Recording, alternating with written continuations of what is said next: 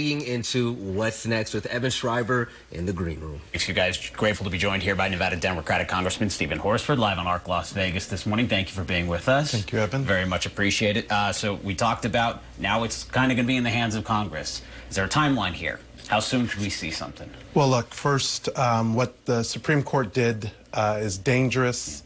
It shows just how conservative and out of step they are with the majority of Americans and Nevadans who want to have safe communities. You know, this is the month that we are recognizing Gun Violence Awareness Month.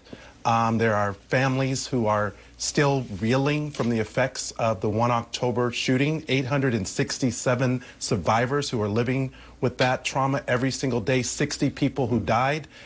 Congress will act. I'm proud to be one of the original sponsors with Dina Titus of the ban on bump stocks legislation, as well as the Break the Cycle of Violence bill and the legislation around the bipartisan Safer Communities law that we did enact, the first most comprehensive bill in 30 years. But Congress needs to do its job because we have a very ideological-driven Supreme Court that's trying to take our freedoms, rights, and opportunities away. I want to ask you about that legislation with Representative Titus, our Congresswoman here. Okay, President Trump signed it in 2019, the ban. I'm sorry, not the legislation itself. President Trump signed the ban on bump stocks in 2019.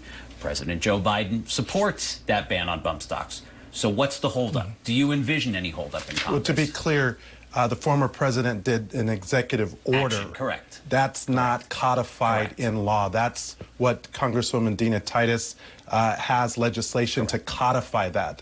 And I'm proud to be an original sponsor of that bill because Congress does need to do its job.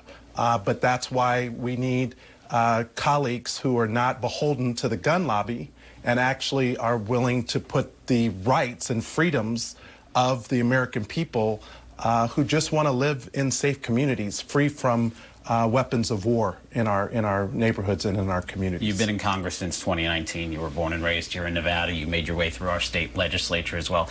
I want to know what sort of memories the Supreme Court overturning this ban sort of dredged up for you from 1 October, and anything that you had concerns about in the way that survivors had concerns about. You know, I've met with and listened to survivors, family members, constituents who are living with the fear of gun violence every single day in our communities. We want to live free from violence. That's what we want in our communities. We want to live free from gun violence. We want kids to be able to go to school and be safe. We want our law enforcement officials to come home at the end of their shift. We want to live safe. And that is why Congress needs to act. You know, this is a month where we're recognizing a lot of things, but ultimately it's about our freedoms, our freedom to live in safe communities, our opportunities to be free to learn U.S. history, which is a part of Black history, making sure that we have the freedom to love who we love as we recognize Pride Month. These are all undergirded with our freedoms. And there's a conservative, ideologically driven Supreme Court who has eroded those rights, those freedoms, those opportunities, and we need a Congress that will push back. Congressman Horsford, thank you so much for being with us here on ARC Las Vegas to talk about this. We'll be watching as this legislation makes its way through Congress, because I know it is a reminder, bump stocks banned through state law here in Nevada, but I know a lot of people are concerned about them. We're very concerned coming from other states. Sadly, it was used in the worst mass shooting in U.S. history, but we also had the Pulse shooting and other incidents, and every single day, hundreds of people die due to the effects of gun violence somewhere in our country. It has to stop. Congressman, thank you. Thanks for being with us.